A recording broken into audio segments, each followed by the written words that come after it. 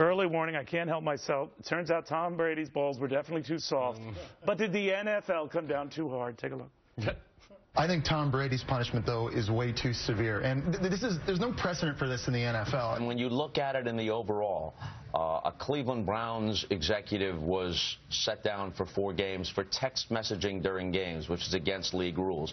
This kind of fits in a certain pattern. This report left it open for Tom Brady to appeal. When they said it's a probability that you knew, not that we know that you knew, they left it open for him to say, hey, you have no definitive reason to say that I did anything wrong. Just some of the reactions today. Patriots fan Ashley Pratte, sportscaster Jared Mack say, you know, the NFL got this all wrong. Fox Sports' Pete Traeger says, you know, this Brady got what he deserved. Why do you say he got what he deserved? Not what he deserved, but they had every opportunity to refute this. The NFL sat down with Tom Brady, said, hey, you know, and Brady did say, according to Tom Wells, obviously, that they said he gave up his stuff, but he didn't give up his electronic records. He definitely spoke with them, but they were looking for actual electronic records, and Brady would not give that up. When Roger Goodell was investigated by Robert Mueller during the Ray Rice situation, he gave up all of his electronic records. So they had the opportunity to say, electronic records with what? With what? Text messages with the equipment manager and also text messages with the ball guy saying, take the air out of the ball? Take the air out of the ball. Really? There was some incriminating all right, stuff Ashley, I know you can't be unbiased here, but what do you make of this? That would be hard. Yes. But here's how I see it. Goodell has made some serious mistakes, let's put that nicely, with some controversies that have happened in the NFL, specifically the Ray Rice scandal. And what we saw there was basically 2 suspensions for Ray Rice, who was caught on video. So there was actual evidence of him beating his wife unconscious in an elevator.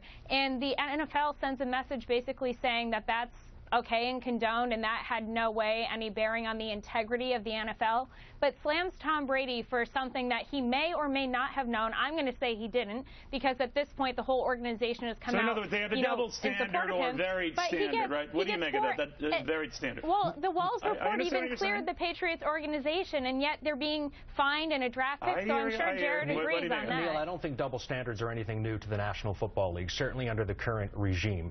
They knew all about domestic violence. 84 cases, I believe, documented by USA Today from 2000 until Ray Rice. That the NFL but this isn't even in part of the term. The same league, domestic violence versus deflated. They knew about deflated footballs after the Colts filed a report after a game against the Patriots in Week 11. So the NFL now doing what they're doing, this punishment, to me is a little bit of overcompensating, maybe for bad parenting, not addressing an issue earlier. When what will the punish? Right now they're saying recommending 4 games. He's out. I think it stays at 4 games. No, really? I think they're going to appeal this, and this is how the process goes. They can appeal it, but it goes back to Roger Goodell, and he can appoint one of his guys to investigate this. So essentially, he's the judge and jury. Then what Brady and his agent Don Yee can do, they can go around that, go to an outside arbitrator and have an individual person do this. It was Barbara Jones for a recent case, who's a former federal judge, and they can actually rule in. But I honestly think Goodell's going to dig his heels in on this one and say, you know what, Patriots, you've pushed the envelope so many times. I've made a decision. We're going to stick behind it. And it's also, they embarrassed the NFL. And after the word Deflategate entered our lexicon, former players stepped up and said, look, deflated footballs is nothing new. Well, that's what I want. So then it comes back, Ashley, and you're a big fan. You're a big Patriots fan. That's fine. I don't understand how that could be. That's fine. But I'm just wondering now, is he damaged goods? Are the Patriots damaged goods? Are the Patriots paraphernalia damaged goods? Will he lose sponsors or maybe have bumps in sponsor deals as a result of this? I don't think so. You know what? If UGG wants to drop him, I think half of Patriots Nation would be fine with that, because no one likes that he models for UGG boots anyway. That's one of the most stupid endorsement deals in human history. You're quite right, but go ahead. Yes, but let me just say here that I think this does nothing to his legacy. He has been one of the most upstanding role models for young people and for the NFL. He's not, you know, your crazy partier that goes out. He's not someone who's bad to his wife. You see just an exemplary player in Tom Brady. And by the way, if we do punish him, let's say, guys, we punish him for. Here's the punishment. Tom, 4 weeks in your mansion with one of the most beautiful women on the planet. I hope you'll think about what you've done. cheater. Right, but but at the same time, here's all I have to say here: the Panthers and the Vikings last year. Does anyone remember that whole report where the NFL actually found that they were tampering with the condition of football using space heaters? And all they did was warn them. How quickly did they start talking about it? They warned them and did not punish. There was no outrage. And yet it's Tom Brady, and everyone, it's so easy to come after Tom Brady because he's the vision of success. He is 4 Super Bowls, he's been 3-time MVP, and he basically came in when Drew Bledsoe fell apart. You don't think another team that had won the Super Bowl or would have been, under the spotlight wouldn't have gotten the same scrutiny?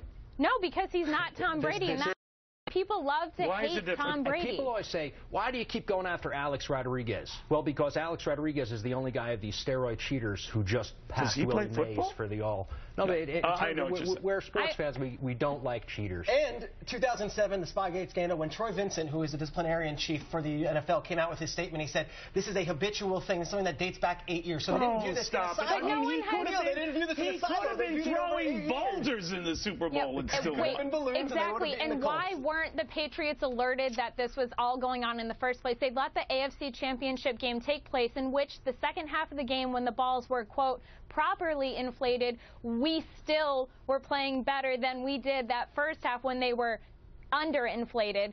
So I'm really not understanding here what the actual issue is and why the Patriots weren't notified about it. Not only that, but Tom Brady and then the other, the equipment people who were mentioned in here, one as the deflator.